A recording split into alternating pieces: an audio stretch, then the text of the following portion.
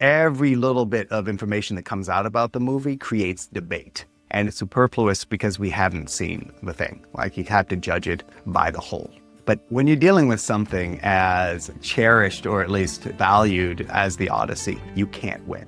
I'm Joel Christensen. I'm the Provost and Senior Vice President for Academic Affairs at the CUNY Graduate Center. I'm also a professor of classics. In my scholarship, I focus almost exclusively on the Homeric epics. And my most recent book is the Oxford Critical Guide to the Homeric Odyssey.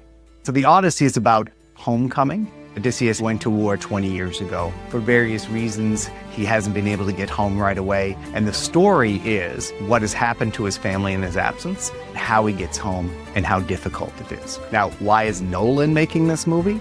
There are a few directors who can attract the type of talent and budget to make this happen. But I think part of it has to do with Nolan's interest in storytelling.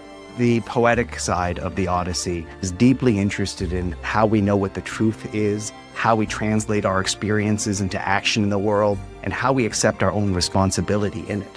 When I think back to his work in general, there are really 2 or 3 movies that stand out that engage with these questions, right? His early Memento, about a main character who can't form new memories. If you can't form new memories, you're stuck in the past. Or if you jump forward to Inception, which is another great movie about what is real of anything in the world dominated now by AI. How do we compose our identities and our relationships in a world where we can't trust what our minds are telling us? And then if you think back to a twisted movie like The Prestige, and the question that circles the hero, which is, what kind of a person is this?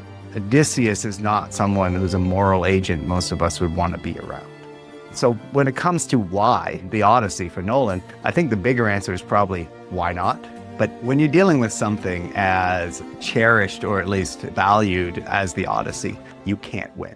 The Homeric epics, along with a lot of classical literature over time, have become entangled in European civilization and what people now call a Western civilization, but they've also become the tools of white supremacy. When you think about the debate about ethnicity and the roles of these heroes, whose casting gets contested and doesn't? The paroxysms of rage about casting, people's anger about the historical accuracy of the armor, says a lot about where we are and who we are, and it's disappointing because at the fundamental level, Greek epic is fantasy, it's myth.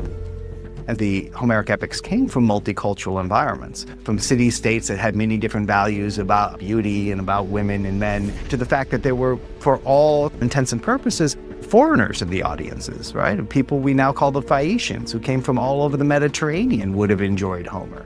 But the way things exist throughout time matters as well. One of the things I think is really important in academic study of the past is that we look at what our work does in the world, and we come up with new ways for analyzing it, presenting it, engaging with the larger public to bring greater nuance and understanding to them. We have a community here that's committed to interdisciplinary study of the world, ancient and modern. We also have the commitment, when other people are looking elsewhere, to keep pushing those boundaries. This is an institution that just this year is starting a new PhD program in Black race and ethnic studies, as well as a new certificate in LGBTQ studies. And there are parts of the study of Homer that fit into those 2 categories. And so rather than step away from those questions, we need to create new frameworks for talking about them.